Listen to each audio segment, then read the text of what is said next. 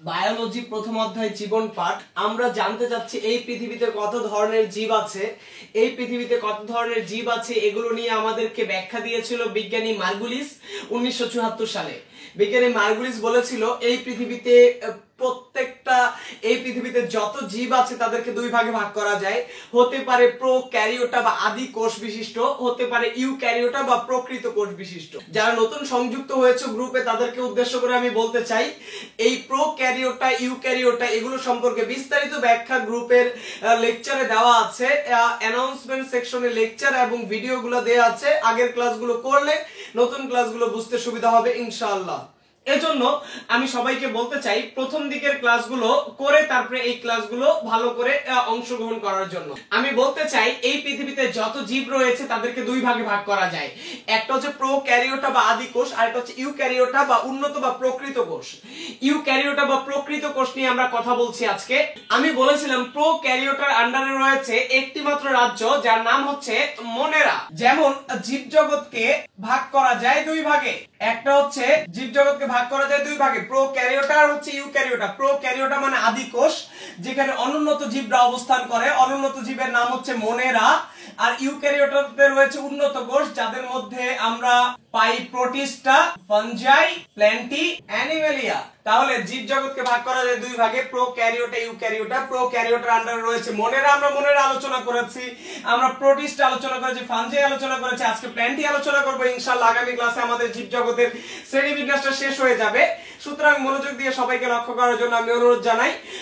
Plenty যেহেতু Eukaryota super কিংডমে রয়েছে, সুতরাং আমরা বলতে চাই প্ল্যান্টির যেহেতু ইউক্যারিওটার মধ্যে রয়েছে তাহলে তার নিউক্লিয়াস সুগঠিত বা প্রকৃত নিউক্লিয়াস। তোমরা সবাই জানো প্রকৃত বা সুগঠিত নিউক্লিয়াস কাকে বলে। প্রকৃত বা সুগঠিত নিউক্লিয়াস মানে হচ্ছে যে সকল নিউক্লিয়াসে চারটি অংশ বিদ্যমান, অর্থাৎ nuclear membrane, nucleoplasm, nucleolus, chromatin তন্তু, এই চারটা অংশ যেই নিউক্লিয়াসে বিদ্যমান তাকে প্রকৃত বা সুগঠিত নিউক্লিয়াস বলে। তাহলে প্ল্যান্টি রাজ্য যেহেতু ইউক্যারিওটা সুপার কিংডমের মধ্যে রয়েছে, সুতরাং এই ইউক্যারিওটা সুপার কিংডমে অবস্থিত প্ল্যান্টি রাজ্যে সুগঠিত বা প্রকৃত নিউক্লিয়াস বিদ্যমান। প্ল্যান্টি রাজ্যের এই জীবগুলা কিভাবে খাদ্য তৈরি করে, প্ল্যান্টি রাজ্যে কারা আছে আগে জেনে নেই। প্ল্যান্টি রাজ্যে রয়েছে উন্নত সবুজ উদ্ভিদ। তুমি যেই আম, জাম, কাঁঠাল, কলা, লিচু যে গাছগুলা তোমার সামনে পরিচিত, আম, জাম, কাঁঠাল, কলা, লিচু সবাই এই প্ল্যান্টি রাজ্যের অন্তর্ভুক্ত। তাহলে আম, জাম, কাঁঠাল, কলা, লিচু সবাই প্ল্যান্টি রাজ্যের অন্তর্ভুক্ত। এই প্ল্যান্টি রাজ্যের জীবগুলার খাদ্য গ্রহণ পদ্ধতি কেমন আমরা বিশ্লেষণ করে জানতে পারি যে প্ল্যান্টি রাজ্যের জীবগুলা সালোক সংশ্লেষণ প্রক্রিয়ায় খাদ্য তৈরি করে। প্ল্যান্টি রাজ্যের জীবগুলো সালোক সংশ্লেষণ প্রক্রিয়ায় খাদ্য তৈরি করে। তাহলে প্ল্যান্টি রাজ্যের এই জীবগুলো সালোক সংশ্লেষণকারী বা ফটোসিনথেটিক। প্ল্যান্টি রাজ্যের এই জীবগুলো সালোক সংশ্লেষণকারী বা ফটোসিনথেটিক। প্ল্যান্টি রাজ্যের এই জীবগুলো সালোক সংশ্লেষণকারী বা ফটোসিনথেটিক। তোমাদেরকে আমি বলেছি ফটোসিনথেটিক মানে সালোক সংশ্লেষণকারী, অর্থাৎ যারা সালোক সংশ্লেষণ করে নিজের খাদ্য নিজে তৈরি করতে পারে তাদেরকে বলা হয় সালোক সংশ্লেষণকারী বা ফটোসিনথেটিক। আমি মনেরা রাজ্যে তোমাদেরকে বলেছিলাম যে মনেরা রাজ্যের জীবগুলা খাবার গ্রহণ করে কি পদ্ধতিতে।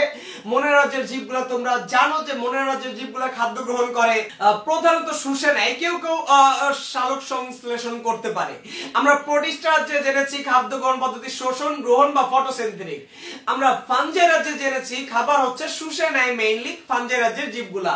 আর এবং প্ল্যান্টি রাজ্যে আমরা জানতে পাচ্ছি খাবারগুলা নিজের খাদ্য নিজে তৈরি করতে পারে, অর্থাৎ সালোক সংশ্লেষণ প্রক্রিয়ায় খাদ্য তৈরি করে। প্ল্যান্টি রাজ্যের জীবদের দেহে উন্নত টিস্যু বিদ্যমান। প্ল্যান্টি রাজ্যের জীবদের দেহে উন্নত টিস্যু বিদ্যমান। তাহলে তোমাদেরকে আমি খাদ্য গ্রহণ পদ্ধতির একটা চার্ট যদি করে দেই, আমি যদি তোমাদের খাদ্য গ্রহণ পদ্ধতির একটা চার্ট করি খাদ্য গ্রহণ পদ্ধতির, তাহলে মনেরা রাজ্যের জীবগুলা প্রধানত শোষণ, কেউ কেউ সালোক সংশ্লেষণ। তারপরে প্রোটিস্টা রাজ্যের জীবগুলোর খাদ্য গ্রহণ পদ্ধতি যদি আমি তোমাকে বলি তাহলে শোষণ, গ্রহণ, সালোক সংশ্লেষণ। তারপর আমি যদি তোমাকে ফাঞ্জাই রাজ্যের খাদ্য গ্রহণ পদ্ধতি বলি তাহলে সেটা হচ্ছে শোষণ, খাবার শুষে নেয়। আমি যদি আজকের রাজ্য প্ল্যান্টি রাজ্যের খাদ্য গ্রহণ পদ্ধতি বলি তাহলে হচ্ছে সালোক সংশ্লেষণ। তাহলে খাদ্য গ্রহণ পদ্ধতিগুলো তুমি ভালো করে শিখে ফেলবা, তার কারণ হচ্ছে খাদ্য গ্রহণ পদ্ধতি পরীক্ষার জন্য ইম্পর্টেন্ট একটা নৈমিত্তিক হয়ে দাঁড়াতে পারে।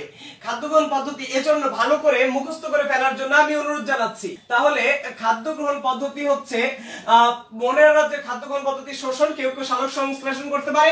পরিষ্রাজ্যের খাদ্য গ্রহণ পদ্ধতি শোষণ গ্রহণ সালোক সংশ্লেষণ, ফাঞ্জাই শোষণ পদ্ধতিতে খাদ্য গ্রহণ করে। প্ল্যান্টিরাজ্যে সালোক সংশ্লেষণ প্রক্রিয়ায় নিজের খাদ্য নিজে তৈরি করতে পারে। টিস্যু তন্ত্র, প্ল্যান্টিরাজ্যে বলা হচ্ছে উন্নত টিস্যু বিদ্যমান, প্ল্যান্টিরাজ্যে বলা হচ্ছে উন্নত টিস্যু বিদ্যমান। তাহলে এর আগের রাজ্যগুলোর কি অবস্থা ছিল? প্ল্যান্টিরাজ্যে উন্নত টিস্যু বিদ্যমান, তাহলে এর আগের রাজ্যে কি ছিল? আমরা যদি একটু বিশ্লেষণ করি, মনেরা রাজ্য হচ্ছে এককোষী। যেহেতু মনেরা রাজ্য এককোষী, তাহলে মনেরা রাজ্য যেহেতু এককোষী, তাহলে তার টিস্যুর কি অবস্থা? মনেরা রাজ্য এককোষী, তাহলে টিস্যু নেই। মনেরা রাজ্য হচ্ছে মনেরা রাজ্য এককোষী, তাহলে টিস্যু নেই। মনেরা রাজ্য এককোষী, তাহলে টিস্যু নেই। আচ্ছা, গেল মনেরা রাজ্য।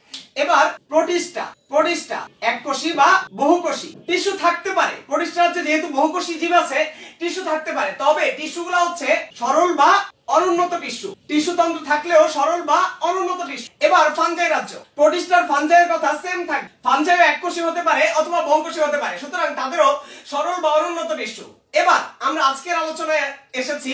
আজকের আলোচনা হচ্ছে প্ল্যান্টিরাজ্য। প্ল্যান্টিরাজ্যের জীবগুলোর মধ্যে রয়েছে সকল বহুকোষী উদ্ভিদগুলো এখানে রয়েছে। যেহেতু বহুকোষী উদ্ভিদ রয়েছে, তাদের রয়েছে উন্নত টিস্যু। তাহলে একটু খেয়াল করো, আমরা আলোচনা করেছি আজকে নিয়ে 4টা রাজ্য। প্রথমে আলোচনা করেছি মনেরা, তারপর প্রোটিস্টা, ফাঞ্জাই, তারপর প্ল্যান্টি নিয়ে আলোচনা করেছি। একটু ছোট করে লেখা হচ্ছে, যেহেতু বোর্ডে জায়গা কম, ছোট করে লিখছি। আমি পরে ছবি দিয়ে দিব, তোমরা আগে পড়াটা বোঝো। এখানে আমি বলতে যাচ্ছি তোমাদেরকে যে মনেরা রাজ্যে এককোষী, মনেরা রাজ্য হচ্ছে এককোষী যাদের টিস্যু নাই। যেহেতু একটা কোষ, তোমরা জানো যে অনেকগুলো কোষ মিলে টিস্যু তৈরি হয়। তোমরা জানো অনেকগুলো কোষ মিলে টিস্যু তৈরি হয়। মনেরা রাজ্যে একটা কোষ, তাহলে টিস্যু থাকবে কিভাবে? একটা কোষ মিলে তো টিস্যু হয় না। তুমি একজন মানুষ, একজন মানুষের তো বন্ধু হয় না। বন্ধু হতে গেলে মিনিমাম 2 জন লাগবে। একজনে বন্ধু হয় না, একজনের টিস্যু হয় না। একজনে বন্ধু হয় না, একজনের টিস্যু হয় না। বন্ধু হতে গেলে মিনিমাম 2 জন লাগবে। বন্ধু হতে গেলে মিনিমাম 2 জন লাগবে। টিস্যু হতে গেলে মিনিমাম 2টা কোষ লাগবে। তাহলে মনেরা রাজ্যের জীবের এককোষী, মনেরা রাজ্যের জীবের এককোষী। যেহেতু মনেরা রাজ্যের জীবের এককোষী, তাই তাদের টিস্যু নাই। প্রোটিস্টা, ফাঞ্জাই এককোষী হতে পারে, বহুকোষী হতে পারে, তাদের টিস্যু থাকতে পারে, তবে থাকলে সরল বা অনুন্নত টিস্যু। প্রোটিস্টা রাজ্যে টিস্যু থাকলে সরল বা অনুন্নত টিস্যু। আর প্ল্যান্টি রাজ্যে সকল বহুকোষী উদ্ভিদ, বহুকোষী থাকলে তো অবশ্যই টিস্যু থাকবে। এবং প্ল্যান্টি রাজ্যে উন্নত টিস্যু বিদ্যমান। প্ল্যান্টি রাজ্যে রয়েছে উন্নত টিস্যুতন্ত্র, প্ল্যান্টি রাজ্যে রয়েছে উন্নত টিস্যুতন্ত্র। এখানে বলা হচ্ছে প্ল্যান্টি রাজ্যে ভ্রূণ সৃষ্টি হয়। ভ্রূণ থেকে ডিপ্লয়েড পর্যায় বা উন্নত পর্যায়ে শুরু হয়। আমি তোমাদেরকে গত ক্লাসে বলেছিলাম ভ্রূণ কি জিনিস। তোমাদের মনে আছে কিনা আমি জানি না ভ্রূণ কি জিনিস। আমি গত ক্লাসে বলেছিলাম যে শুক্রাণু ডিম্বাণু মিলিত হয়ে জাইগোট তৈরি হয়। শুক্রাণু ডিম্বাণু মিলিত হয়ে জাইগোট তৈরি হয়। এই জাইগোটটা বিভক্ত হয়ে 16টি কোষে পরিণত হয়। জাইগোটটা বিভক্ত হয়ে 1টা থেকে 2টা, 2টা থেকে 4টা, 4টা থেকে 8টা, 8টা থেকে 16টা কোষে পরিণত হয়। এই 16টা কোষ বিশিষ্ট অবস্থাকে বলা হয় ভ্রূণ। 16টা কোষ বিশিষ্ট অবস্থাকে বলা হয় ভ্রূণ।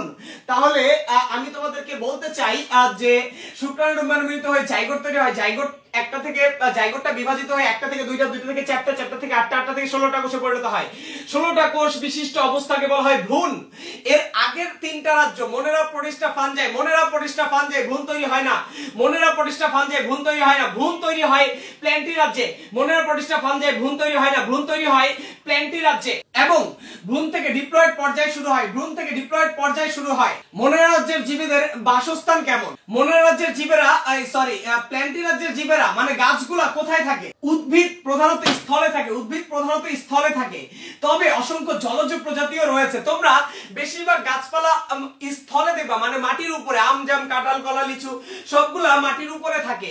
তবে জিওগ্রাফির চ্যানেল দেখবা মাটির পানির ভিতরে জলেও কিছু গাছ রয়েছে। তাহলে অধিকাংশ গাছ স্থলজ, তবে কিছু জলজ প্রজাতি রয়েছে। তাহলে এখন পর্যন্ত যে বিষয়গুলো আলোচনা করলাম 5 নাম্বার পর্যন্ত আমি আরেকবার ব্যাখ্যা করছি, মনোযোগ দিয়ে খেয়াল করবেন সবাই। আমরা জানি বিজ্ঞানী মার্গুলিস জীবজগৎকে 2 ভাগে ভাগ করেছিল, প্রোক্যারিওটা বা অনুন্নত জীব, ইউক্যারিওটা বা উন্নত জীব। প্রোক্যারিওটার আন্ডারে একটা রাজ্য ছিল মনেরা, আর ইউক্যারিওটার আন্ডারে রাজ্য ছিল 4টা, প্রোটিস্টা, ফাঞ্জাই, প্ল্যান্টি, অ্যানিমেলিয়া। আমরা মনেরা, প্রোটিস্টা, ফাঞ্জাই আলোচনা করেছি, আজকে প্ল্যান্টি নিয়ে আলোচনা করছি। মনোযোগ দিয়ে সবাই লক্ষ্য করবে। প্ল্যান্টি রাজ্যে আমরা বলছি যে প্রকৃত বা সুগঠিত নিউক্লিয়াস বিদ্যমান। অবশ্যই প্রকৃত নিউক্লিয়াস থাকবে, তার কারণ হচ্ছে ইউক্যারিওটার আন্ডারে যারা আছে সবারই সুগঠিত নিউক্লিয়াস, মানে নিউক্লিয়াসের 4টা অংশ, নিউক্লিয়ার মেমব্রেন, নিউক্লিওলাস, নিউক্লিওপ্লাজম আর হচ্ছে ক্রোমাটিন তন্তু বিদ্যমান। খাদ্য গ্রহণ পদ্ধতি, যেহেতু প্ল্যান্টি রাজ্যে অবস্থান করছে উন্নত সবুজ উদ্ভিদ, এবং সবুজ উদ্ভিদ আমরা জানি ক্লোরোপ্লাস্টের সাহায্যে নিজের খাদ্য নিজে তৈরি করে সালোক সংশ্লেষণ প্রক্রিয়ায়। তাহলে সালোক সংশ্লেষণ বা ফটোসিনথেটিক প্রক্রিয়ায় সবুজ উদ্ভিদ নিজের খাদ্য নিজে উৎপাদন করে। এটা গেল আরেকটা কথা। খাদ্য গ্রহণ পদ্ধতি নিয়ে আমি একটা নৈমিত্তিক তোমাদের লিখে দিয়েছি যে মনের রাজ্যের খাদ্য গ্রহণ পদ্ধতি প্রধানত শোষণ, তবে কেউ কেউ সালোক সংশ্লেষণ করতে পারে। প্রোটিস্টরা শোষণ গ্রহণ সালোক সংশ্লেষণ পদ্ধতিতে খাদ্য গ্রহণ করে। ফাঞ্জাই রাজ্যের ছত্রাকগুলা খাবার শুষে নেয় এবং প্ল্যান্টি রাজ্যের জীবগুলা সালোক সংশ্লেষণ করতে পারে। এবার টিস্যু তন্ত্রের কথা যদি আমি বলতে চাই, মনের রাজ্যের জীবরা এককোষী। মনের রাজ্যের জীবেরা এককোষী। যেহেতু মনের রাজ্যের জীব এককোষী, একটা কোষ নিয়ে টিস্যু হওয়া সম্ভব নয়। একটা কোষ নিয়ে টিস্যু হওয়া সম্ভব নয়, তাই মনের রাজ্যের জীবে কোনো টিস্যু নাই। মনের রাজ্যের জীবদের কোনো টিস্যু নেই। মনের রাজ্যের জীবদের কোনো টিস্যু নেই। প্রোটিস্টা ফাঞ্জাই রাজ্যের জীবদের দেখতে পাচ্ছি। প্রোটিস্টা ফাঞ্জাই এরা এককোষী হতে পারে, বহুকোষী হতে পারে। যেহেতু এককোষী বহুকোষী দুইটাই হতে পারে, এককোষী হলে তো টিস্যু থাকবে না, কিন্তু বহুকোষী হলে এদের সরল বা অনুন্নত টিস্যু থাকতে পারে। তাহলে প্রোটিস্টা ফাঞ্জাই রাজ্যে টিস্যু যদিও থাকে, তাহলে সরল বা অনুন্নত টিস্যু থাকতে পারে। সরল বা প্রোটিস্টা রাজ্যের এবং ফাঞ্জাই রাজ্যের জীবদের যদি বহুকোষী হয়, তাহলে তাদের সরল বা অনুন্নত টিস্যু থাকতে পারে। আর প্ল্যান্টি রাজ্যে রয়েছে উন্নত টিস্যু বিন্যাস। প্ল্যান্টি রাজ্যে থাকে উন্নত টিস্যু তন্ত্র। প্ল্যান্টি রাজ্যে ভ্রূণ তৈরি হয়, এর আগের রাজ্যগুলোতে ভ্রূণ তৈরি হচ্ছিল না, এই রাজ্যে ভ্রূণ তৈরি হয়। ভ্রূণ জিনিসটা কি আমি বলেছিলাম যে শুক্রাণু ডিম্বাণু মিলিত হয়ে জাইগোট তৈরি হয় এবং জাইগোটটা ক্রমাগত বিভাজিত হয়ে 16টা কোষ পরিণত হয়। এই 16টা কোষ থেকে বিভিন্ন ধরনের অঙ্গ প্রত্যঙ্গ তৈরি হয়। এই 16টা কোষ বিশিষ্ট অবস্থাকে বলা হয় ভ্রূণ। এই ভ্রূণটা তৈরি হয় প্ল্যান্টি রাজ্যে। তার আগের রাজ্যগুলোতে কোনো ভ্রূণ তৈরি হতো না, তাদের শুক্রাণু ডিম্বাণু মিলিত হয়ে জাইগোট হয়ে বড় হয়ে যেত। আর বিকাশের প্রয়োজন হতো না, তাই 16টা কোষে বিভক্ত হওয়ার কোনো প্রয়োজন ছিল না। তাহলে প্ল্যান্টি রাজ্যে ভ্রূণ তৈরি হয় এবং ভ্রূণ থেকে ডিপ্লয়েড পর্যায়ে বা উন্নত পর্যায়ে সৃষ্টি শুরু হয়। প্ল্যান্টি রাজ্যে ভ্রূণ তৈরি হয় এবং ভ্রূণ থেকে ডিপ্লয়েড বা উন্নত পর্যায়ে শুরু হয়। প্ল্যান্টি রাজ্য কই থাকে? প্ল্যান্টি রাজ্যে জীবগুলো থাকে স্থলে। প্ল্যান্টি রাজ্যে জীবগুলো থাকে স্থলে, তবে অনেক জলজ প্রজাতি খুঁজে পাওয়া যেতে পারে। প্রজনন বা বংশ বিস্তার কি রকম সেটা নিয়ে আমরা একটু আলোচনা করতে চাই। আমরা দেখতে পাচ্ছি যে প্ল্যান্টি রাজ্যের যৌন জনন লেখা আছে অ্যানাইসোগ্যামাস। আমি তোমাদের বলেছিলাম যে প্রোটিস্টা রাজ্যের যৌন জনন, আমি তোমাদের বলেছিলাম, মনে আছে কিনা, যে প্রোটিস্টা রাজ্যের যৌন জনন হচ্ছে আইসোগ্যামাস। প্রোটিস্টা রাজ্যের যৌন জনন হচ্ছে আইসোগ্যামাস। আইসো কথার মানে হচ্ছে, আইসো মানে হচ্ছে একই রকম, আর গ্যামাস মানে হচ্ছে গ্যামেট। তাহলে প্রোটিস্টা রাজ্যের গ্যামেটগুলা দেখতে একই রকম ছিল বলে, প্রোটিস্টা রাজ্যের জীবদের গ্যামেটগুলো দেখতে একই রকম ছিল বলে এদেরকে বলা হতো আইসোগ্যামাস। প্রোটিস্টা রাজ্যের জীবদের গ্যামেটগুলো একই রকম ছিল বলে এদেরকে বলা হচ্ছিল আইসোগ্যামাস। প্রোটিস্টা রাজ্যের জীবদের গ্যামেটগুলো একই রকম দেখতে হচ্ছিল বলে এদেরকে বলা হচ্ছিল আইসোগ্যামাস। আর প্ল্যান্টি রাজ্যের জীবদের গ্যামেটগুলো বলছে অ্যানাইসোগ্যামাস। অ্যানাইসোগ্যামাস মানে হচ্ছে গ্যামেটগুলো আকার আকৃতিতে পার্থক্যমণ্ডিত, মানে একটা গ্যামেট খুবই ছোট আরেকটা গ্যামেট খুবই বড়। তাহলে যে ক্ষেত্রে গ্যামেটগুলা ভিন্ন আকার আকৃতির, তাদেরকে বলা হয় অ্যানাইসোগ্যামাস। একটা গ্যামেট খুবই ক্ষুদ্র, আরেকটা গ্যামেট খুবই বড়। ছোট গ্যামেটটা হচ্ছে শুক্রাণু আর বড় গ্যামেটটা হচ্ছে ডিম্বাণু। তাহলে প্ল্যান্টি রাজ্যের যৌন জননে আমরা দেখতে পাচ্ছি যে এদের দুই ধরনের গ্যামেট বিদ্যমান। একটা হচ্ছে ক্ষুদ্র, যেটাকে শুক্রাণু বলে, আর একটা বড়, যেটাকে ডিম্বাণু বলে। তাহলে প্ল্যান্টি রাজ্যের গ্যামেটগুলার আকার আকৃতি, সাইজ পার্থক্য বিশিষ্ট। তাহলে প্ল্যান্টি রাজ্যের গ্যামেটগুলার আকার আকৃতি এবং শারীরবৃত্তীয় পার্থক্য বিশিষ্ট ভিন্নধর্মী দুইটা গ্যামেট থাকলে সেটাকে বলা হয় অ্যানাইসোগ্যামাস। গ্রিক দেশে অ্যানাইসো কথার মানে হচ্ছে, অ্যানাইসো মানে হচ্ছে ভিন্ন, আর গ্যামাস মানে হচ্ছে গ্যামেট। তাহলে ভিন্ন রকম দুইটা গ্যামেটের মিলনকে বলা হয় অ্যানাইসোগ্যামাস।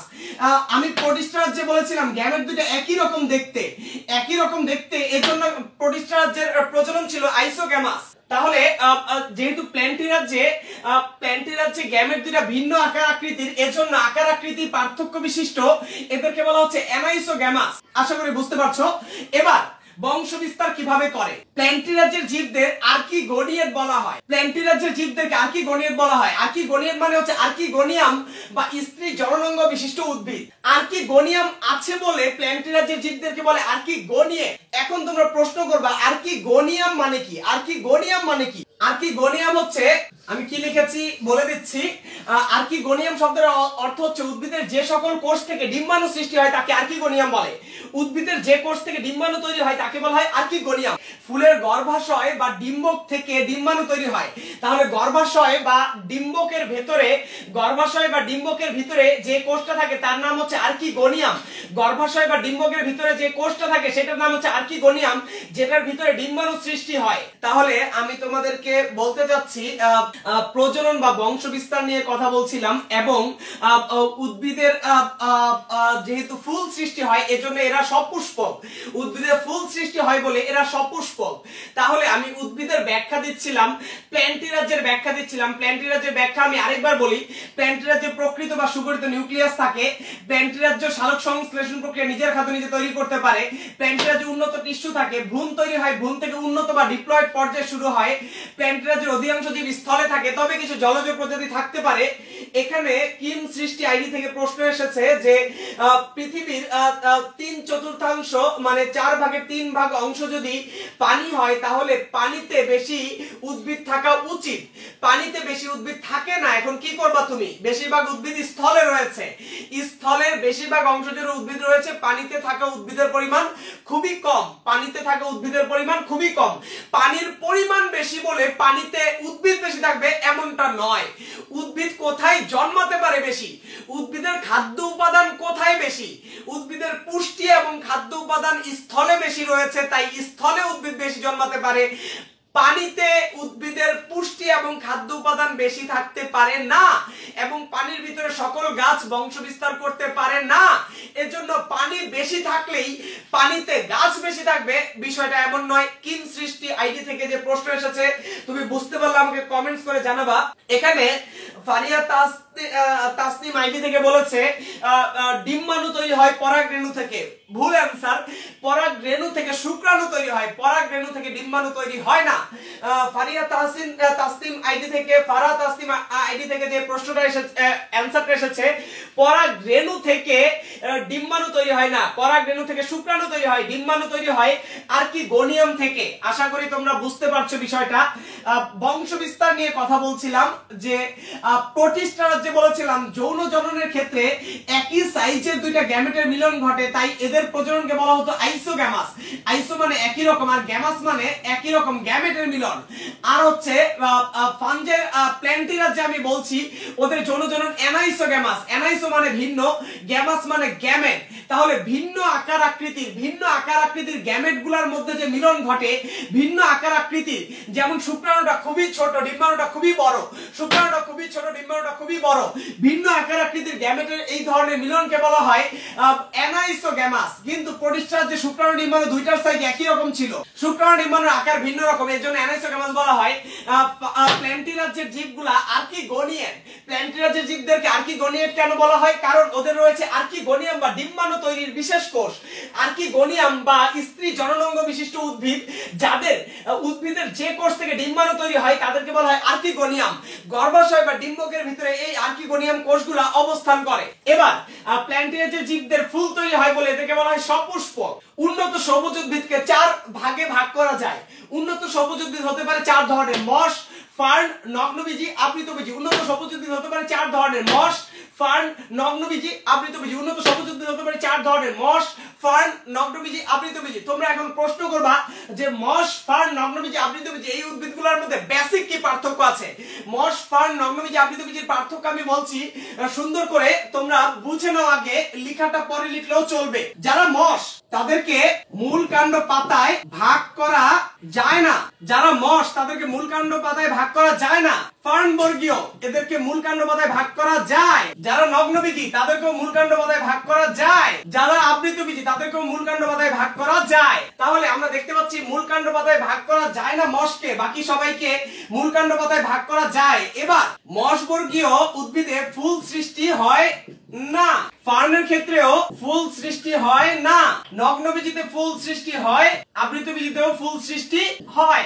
এবার মশবর্গীয় বীজ সৃষ্টি হয় না, ফার্নেও বীজ সৃষ্টি হয় না, নগ্নবীজিতে বীজ সৃষ্টি হয়, আবৃতবীজিতেও বীজ সৃষ্টি হয়। এরপরে মশ ফল সৃষ্টি হয় না, ফার্নবর্গীয়তেও ফল সৃষ্টি হয় না, নগ্নবীজিতেও ফল সৃষ্টি হয় না, আবৃতবীজিতেও ফল সৃষ্টি হয়। তাহলে এই হচ্ছে মশ, ফার্ন, নগ্নবীজি, আবৃতবীজির মধ্যে পার্থক্য। যার মধ্যে যত ডিগ্রি আছে সে তত উন্নত। তোমরা পড়াশোনা করে চাকরি নিতে যাবা, চাকরির সময় যার যত ডিগ্রি বেশি থাকবে সে তত বেশি উন্নত। তোমার পিইসি তে হচ্ছে A+, তোমার জেএসসি তে A+, তোমার এসএসসি তে A+, তোমার এইচএসসি তে A+, তাহলে তোমার চাকরির যোগ্যতা বেড়ে যাবে এবং তোমার চাকরির ক্ষেত্রে বড় বা দামি চাকরি বা ভালো চাকরিটা তুমি পাবা।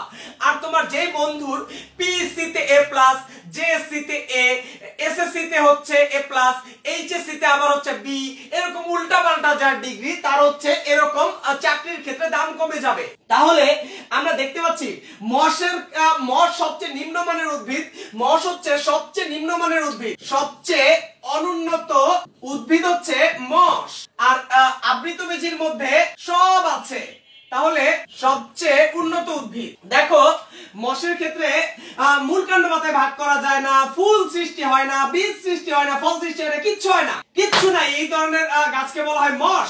আর যাদের মূল কাণ্ড পাতায় ভাগ করা যায় কিন্তু ফুল নাই, বীজ নাই, ফল নাই, এটাকে বলে ফার্ন। আর যাদের মূল কাণ্ড পাতায় ভাগ করা যায়, ফুল হয় কিন্তু ফুল হয়, বীজও হয়, ফল হয় না, যাদের সব হয় শুধু ফল থাকে না তাদেরকে বলা হয় নগ্নবীজি। আর যাদের মূল কাণ্ড পাতায় ভাগ করা যায়, ফুলও সৃষ্টি হয়, বীজও সৃষ্টি হয়, আবার হচ্ছে ফলও হয়, তাদেরকে বলা হয় আবৃতবীজি, সবচেয়ে উন্নত উদ্ভিদ। তাহলে এই হচ্ছে আমাদের আজকের আলোচনা। আমি আজকের আলোচনা থেকে তোমাদের কারো কোনো প্রশ্ন থাকলে কমেন্টস এর মাধ্যমে জানাও, তারপরে আমি পুরো টপিকটা আরেকবার রিপিট করব। তোমাদের কারো কোনো প্রশ্ন থাকলে এখন প্রশ্নগুলো আমি নিব, প্রশ্ন থাকলে দ্রুত কমেন্টস এর মাধ্যমে প্রশ্ন করো, দ্রুত কমেন্টস এর মাধ্যমে প্রশ্নটা করলে তোমাদের এই বিষয়টা আমি ক্লিয়ার করতে পারবো ইনশাআল্লাহ। দ্রুত আমি তোমাদের প্রশ্ন করার জন্য অনুরোধ জানাচ্ছি, যদি কারো কোনো প্রশ্ন থাকে এবং প্রশ্ন না থাকলে সেটাও আমাকে দ্রুত কমেন্টস করে জানাও, কারণ তোমাদের প্রশ্ন না থাকলে আমি বিষয়টা আরেকবার রিপিট করতে পারবো। সিনথিয়া সাবা প্রশ্ন করছে যে মশের যদি কিছুই না থাকে স্যার বংশ বিস্তার করবে কিভাবে? ভালো প্রশ্ন। প্রশ্নের উত্তর হচ্ছে তোমরা অনেকেই দিতে পারবে হয়তো। মশের ফল তৈরি হয় না, বীজ তৈরি হয় না, ওরা স্পোরের মাধ্যমে বংশ বিস্তার করে। মশের যেহেতু ফল নাই, বীজ নাই, কি ফুল নাই, কিচ্ছু নাই, পাতা নাই, মূল নাই, কাণ্ড নাই, তাহলে ছোট্ট একটা উদ্ভিদ, আমি দেখাবো একটু পরে মশ তোমাদেরকে, এই মশ বংশ বিস্তার করে স্পোরের সাহায্যে, মশ বংশ বিস্তার করে স্পোরের সাহায্যে। সিনথিয়া সাবা মশ বংশ বিস্তার করে স্পোরের সাহায্যে, সিনথিয়া সাবা। তোমাদের কারো কোনো প্রশ্নটা থাকলে দ্রুত আমাকে কমেন্টস করে জানালে আমি তোমাদের আরো বেশি কিছু আলোচনা করতে পারবো। দেখা যাচ্ছে আব্দুল জব্বার আইডি থেকে বলছে কোনো প্রশ্ন নাই। এই যে এখানে মাসফিয়া করিম মোহনী ভালো মেয়ে, ও লিখে দিয়েছে যে স্পোর বা অণুবীজের মাধ্যমে বংশ বিস্তার করবে মশ। দিলরুবা আক্তার বলেছে এক্সামে প্ল্যান্টি রাজ্য আসলে চিত্র কোনটা আঁকবো? এর আগের চিত্র প্রত্যেকটা রাজ্যে চিত্র এঁকেছেন, এটাতে চিত্র আঁকেন নাই কেন? এটা চিত্র আঁকি নাই তার কারণ হচ্ছে এটা চিত্র খুব সহজ। আমজাম কাঁঠাল কলা লিচু ক্লাস 1 এর বাচ্চারা একটা গাছ আঁকতে পারে, তুমি একটা গাছ এঁকে দিবা তাহলে প্ল্যান্টি রাজ্যের উদ্ভিদ হয়ে যাবে। আচ্ছা দেখা যাচ্ছে পান্না আলম কোনো কোশ্চেন নাই, মোহনী কোনো কোশ্চেন নাই, খন্দকার তাসলিমা কোনো প্রশ্ন নাই। তাহলে আমি দেখতে পাচ্ছি তোমাদের কোনো প্রশ্ন নাই, তাহলে আমি আলোচনা শুরু করে এখন চলে যাচ্ছি, আবার রিপিট করছি। রিপিট করার পরে আমি মশ, ফার্ন, নগ্নবীজি, আবৃতবীজি উদ্ভিদ দেখাবো ইনশাআল্লাহ। ফারা তাসলিম বলেছে আর্কিগোনিয়ামের সংজ্ঞাটা কি, তুলবা কিনা নোট খাতায়? অবশ্যই তুলবা। আর্কিগোনিয়ামের সংজ্ঞাটা খুবই ইম্পর্টেন্ট, যেটা তোমরা এসএসসি পরীক্ষার আগের দিন ভুলে যাবা। এসএসসি পরীক্ষার আগের দিন যাতে ভুলে না যাও এই জন্য হচ্ছে এটা নোট খাতায় তুলতে হবে। আচ্ছা তাহলে আমি আরেকবার বলছি, রিপিট করছি পুরাটা। বিজ্ঞানী মার্গুলিস পৃথিবীর সমগ্র জীবদেরকে ভাগ করেছে দুই ভাগে। অনুন্নতকে প্রোক্যারিওটা বলে, উন্নতকে ইউক্যারিওটা বলে। প্রোক্যারিওটার আন্ডারে আছে মোনেরা, ইউক্যারিওটার আন্ডারে আছে প্রোটিস্টা, ফাঞ্জাই, প্ল্যান্টি, অ্যানিমেলিয়া। আমি আলোচনা করছি আজকে প্ল্যান্টি নিয়ে। প্ল্যান্টি যেহেতু ইউক্যারিওটা সুপার কিংডমে আছে তাহলে তার প্রকৃত বা সুগঠিত বা উন্নত নিউক্লিয়াস রয়েছে। খাদ্য গ্রহণ পদ্ধতি, প্ল্যান্টি রাজ্যে সালোক সংশ্লেষণ প্রক্রিয়া নিজের খাদ্য নিজে তৈরি করতে পারে। আমরা এর আগের রাজ্যগুলোতে জেনেছি মোনেরা খাদ্য শুষে নেয়, কেউ কেউ সালোক সংশ্লেষণ করতে পারে। প্রোটিস্টা শোষণ, গ্রহণ, ফটোসিনথেসিস মানে সালোক সংশ্লেষণ, 3 পদ্ধতিতে খাদ্য গ্রহণ করে। ফাঞ্জাই ছত্রাকগুলা খাবার শোষে নেয়, কিন্তু প্ল্যান্টিরাজ্যে যেহেতু ক্লোরোপ্লাস্ট আছে তাই হচ্ছে ফটোসিনথেসিস প্রক্রিয়ায় নিজের খাদ্য নিজে তৈরি করতে পারে। আচ্ছা, এখানে মোহাম্মদ মিজান বলছে আইডি থেকে যে মোহাম্মদ মিজান বলছে যে যেগুলো পরে লিখেছি সেগুলো লিখবো কিনা। পরে যেগুলো লিখেছি অবশ্যই সেগুলো লিখে রাখবা, কারণ এগুলো না লিখলে পরে বুঝতে কষ্ট হবে। এখানে মোহনী বলছে যে নগ্নবীজী উদ্ভিদ কোনগুলা? নগ্নবীজী উদ্ভিদ সেইগুলা যেগুলোর হচ্ছে মূল কাণ্ড বাদে ভাগ করা যায়, ফুল হয়, বীজ হয়, কিন্তু ফল হয় না। ফুল হয়, বীজ হয়, ফল হয় না, এদেরকে বলা হয় নগ্নবীজী। মানে বীজের বাইরে ফল থাকে না, নগ্নবীজী। বীজের বাইরে ফল থাকে না, নগ্নবীজী। আর যাদের বীজের বাইরে ফল থাকে তারা আবৃতবীজী। আর্কিগোনিয়ামের সংজ্ঞা বলছি একটু পরে। তাহলে প্ল্যান্টিরাজ্যের জীবদের প্রকৃত বা সুগঠিত নিউক্লিয়াস থাকে, সালোক সংশ্লেষণ প্রক্রিয়া নিজের খাদ্য তৈরি করে, দেহে উন্নত টিস্যু থাকে। এর আগের রাজ্যগুলোতে আমি বলেছি মনে রাখ এককোষী, মনে রাখ রাজ্যে আছেই একটা কোষ, একটা কোষ নিয়ে আবার টিস্যু হয় কিভাবে? তাহলে মনের রাজ্যে টিস্যু নাই। প্রোটিস্টা ফাঞ্জাই এককোষী হতে পারে, বহুকোষী হতে পারে। এককোষী হলে তো টিস্যু থাকবে না, কিন্তু প্রোটিস্টা ফাঞ্জাই যাদের বহুকোষ রয়েছে তাদের টিস্যু থাকলেও অনুন্নত বা সরল টিস্যু। এই পৃথিবীতে উন্নত টিস্যু সর্বপ্রথম পাওয়া গিয়েছে প্ল্যান্টিরাজ্যে। এই পৃথিবীতে উন্নত টিস্যু সর্বপ্রথম পাওয়া গিয়েছে প্ল্যান্টিরাজ্যে। প্ল্যান্টিরাজ্যের জীবগুলোতে যেহেতু উন্নত টিস্যু আছে, সুতরাং এদের ভ্রূণ তৈরি হয়। ভ্রূণ থেকে ডিপ্লয়েড বা উন্নত পর্যায়ে শুরু হয়। তোমরা জানো ভ্রূণ কাকে বলে? শুক্রাণু ডিম্বাণু মিলিত হয়ে জাইগোট, জাইগোট থেকে 16টা কোষ বিশিষ্ট একটা দশা তৈরি হয়। এই 16টা কোষ বিশিষ্ট অবস্থাকে বলে ভ্রূণ। প্ল্যান্টিরাজ্যে ভ্রূণ তৈরি হয়, ভ্রূণ থেকে ডিপ্লয়েড বা উন্নত পর্যায়ে তৈরি হয়। প্ল্যান্টিরাজ্যের জীবেরা প্রধানত স্থলে বসবাস করে। প্ল্যান্টিরাজ্যের জীবগুলো প্রধানত স্থলে বসবাস করে, তবে জলেও অনেক প্রজাতি আছে। আমি প্রোটিস্টারাজ্যে বলেছিলাম ওদের গ্যামেটগুলো, প্রোটিস্টারাজ্যের গ্যামেটগুলো একই রকম, গ্যামেট একই রকম, শুক্রাণু ডিম্বাণু একই রকম হলে আইসোগ্যামাস। আর শুক্রাণু ডিম্বাণু ভিন্ন রকম সাইজের, শুক্রাণু ছোট ডিম্বাণু বড়, শুক্রাণু ছোট ডিম্বাণু বড়, আকার আকৃতি শারীরবৃত্তীয় পার্থক্য বিশিষ্ট ভিন্ন রকম গ্যামেট। অ্যানাইসো মানে ভিন্ন, গ্যামাস মানে গ্যামেট। অ্যানাইসো মানে ভিন্ন, গ্যামাস মানে গ্যামেট। ভিন্ন সাইজের গ্যামেটকে বলে অ্যানাইসোগ্যামাস। ভিন্ন সাইজের গ্যামেটের মিলনকে বলা হয় অ্যানাইসোগ্যামাস। এখানে শামসুন নাহার আইডি থেকে ভালো মেয়ে ও হচ্ছে লিখে দিয়েছে আর্কিগোনিয়াম মানে কি। আর্কিগোনিয়াম মানে হচ্ছে গাছের যেই কোষ থেকে ডিম্বাণু তৈরি হয় তাকে বলে আর্কিগোনিয়াম। গাছের যেই কোষ থেকে ডিম্বাণু তৈরি হয় তাকে বলে আর্কিগোনিয়াম। গাছে এই আর্কিগোনিয়াম থাকতে পারে গর্ভাশয় বা ডিম্বকের ভিতরে। গাছে এই আর্কিগোনিয়াম থাকতে পারে গর্ভাশয় বা ডিম্বকের ভিতরে। তাহলে উদ্ভিদের ডিম্বাণু তৈরির ক্ষমতা রয়েছে, তাই গাছকে বলা হয় আর্কিগোনিয়েট। গাছকে বলা হয় আর্কিগোনিয়েট মানে গাছের ডিম্বাণু তৈরির ক্ষমতা রয়েছে, গাছের ডিম্বাণু তৈরির ক্ষমতা রয়েছে, তাই গাছ কে বলে আর্কিগোনিয়েট। আর্কিগোনিয়েট কেন বলা হয়? কারণ ওদের রয়েছে ডিম্বাণু তৈরির বিশেষ কোষ আর্কিগোনিয়াম। তাহলে গাছে আর্কিগোনিয়াম বা স্ত্রী জননাঙ্গ বিশিষ্ট উদ্ভিদ যাদের ডিম্বাণু তৈরির ক্ষমতা রয়েছে, যে সকল কোষ থেকে গাছে ডিম্বাণু তৈরি হয় তাকে বলে আর্কিগোনিয়াম। গাছে এই আর্কিগোনিয়াম কোথায় খুঁজে পাবা? তোমার যেতে হবে গর্ভাশয়ের ভিতরে, ডিম্বকের ভিতরে। গাছে ফুল সৃষ্টি হয় বলে গাছ সপুষ্পক। সিনথিয়া সাবা বলছে ভ্রূণের সংজ্ঞাটা কি আমরা তুলবো কিনা? ভ্রূণের সংজ্ঞা তোলার দরকার নাই, ভ্রূণ বুঝলেই হবে। ভ্রূণ নিয়ে বিস্তারিত কথা বলবো 11 নম্বর অধ্যায়ে প্রজনন চ্যাপ্টার, জীবের প্রজনন 11 নম্বর অধ্যায়ে ভ্রূণ নিয়ে আমি আরো বিস্তারিত কথা বলবো। ভ্রূণের সংজ্ঞা তোলার দরকার নাই, ভ্রূণ বুঝলেই চলবে। যখন 16টা কোষ তৈরি হয় তাকে বলা হয় ভ্রূণ, এটা জানলেই চলবে। তারপর যারা মনে রাখার জন্য লিখতে চাও তাদেরকে আমি বলে দেই যে শুক্রাণু ডিম্বাণু মিলনের ফলে জাইগোট তৈরি হয়।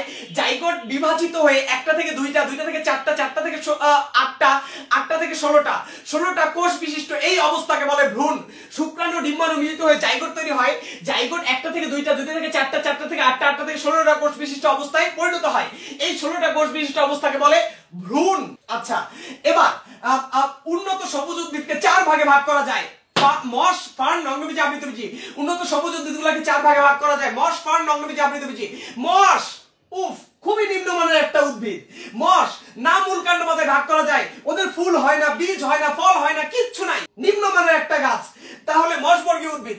তুমি চাকরি নিতে গিয়েছো, জেএসসি তে পিএসসি তে A+ নাই, জেএসসি তে A+ নাই, এসএসসি তে A+ নাই, এইচএসসি তে A+ নাই, তোমার চাকরি হবে না। কারণ তোমার মধ্যে খুবই নিম্নমানের তুমি, তোমার চাকরি হবে না। তাহলে তুমি ব্যবসা করো, আলু পটলের ব্যবসা করো, তোমার হচ্ছে চাকরি দরকার নাই। এবার ফার্ন, যার হচ্ছে নিম্নমানের একটা অবস্থা আছে, ফার্নের কি হয়েছে? ওদের মূল কাণ্ড পাতায় ভাগ করা যায়, কিন্তু ফুল নাই, বীজ নাই, আর হচ্ছে ফল নাই। যেমন তোমাদের মধ্যে একটা ছেলে জেএসসি পিএসসি তে কোন রকমে হচ্ছে এ প্লাস পেয়েছিল, জেএসসি তে এ প্লাস নাই, এসএসসি তে নাই, এইচএসসি তে নাই, নিম্নমানের একটা চাকরি পাবে, দারোয়ানের চাকরি পাইতে পারে এই ছেলেটা। তাহলে এই ছেলেটা কোন রকম দারোয়ানের চাকরি পেয়েছে। আরেকটা উন্নত ছেলে পিএসসি জেএসসি এসএসসি এ প্লাস, এইচএসসি তে যে কোন রকমে ভুল করে ফেলেছে, এই ছেলেটা একটু ভালো চাকরি পাবে, কিন্তু ভালো সচিব লেভেলের চাকরি পাবে না, বা হচ্ছে বড় ফার্স্ট ক্লাস চাকরি পাবে না, সেকেন্ড ক্লাস চাকরি পেতে পারে। এই ছেলেটা সবচেয়ে উন্নত, ওর মূল কাণ্ড পাতায় ভাগ করা যায়, ওর ফুল হয়, বীজ হয়, ফল হয়, সব আছে, ও হচ্ছে সবচেয়ে বড় চাকরিটা ওই নিয়ে নিবে। তাহলে এভাবে আমরা প্ল্যান্টি রাজ্যের ব্যাখ্যা দিতে পারি। তোমাদের কারো কোনো প্রশ্ন থাকলে দ্রুত কমেন্টস করে জানাও, না থাকলে আমি মশফর নগ্নবীজ আবৃতবীজ উদ্ভিদগুলোকে দেখাবো। তোমাদের কোশ্চেন থাকলে বলো, কোশ্চেন না থাকলে সেটাও জানাও। তোমাদের প্রশ্নের ভিত্তিতে, তোমাদের যদি প্রশ্ন না থাকে আমি মশফর নগ্নবীজ আবৃতবীজ উদ্ভিদগুলো দেখিয়ে দিব দ্রুত। তাহমিনা সুলতানা বলেছে গোলাপ কি নগ্নবীজি কিনা, গোলাপ আবৃতবীজি। পান্নারম বলছে বোনের সংখ্যাটা আরেকবার বলতে। বোনের সংখ্যা হচ্ছে শুক্রাণু ডিম্বাণু মিলিত হয়ে জাইগোট তৈরি হয়, জাইগোট একটা থেকে জাইগোট ক্রমান্বয়ে বিভাজিত হয়ে একটা থেকে দুইটা, দুইটা থেকে চারটা, চারটা থেকে আটটা, আটটা থেকে 16টা কোষ বিশিষ্ট অবস্থাকে বলা হয় ভ্রূণ। শুক্রাণু ডিম্বাণু মিলিত হয়ে জাইগোট তৈরি হয়, জাইগোট ক্রমান্বয়ে বিভাজিত হয়ে একটা থেকে দুইটা, দুইটা থেকে চারটা, চারটা থেকে আটটা, আটটা থেকে 16টা কোষ বিশিষ্ট এই অবস্থাকে বলে ভ্রূণ।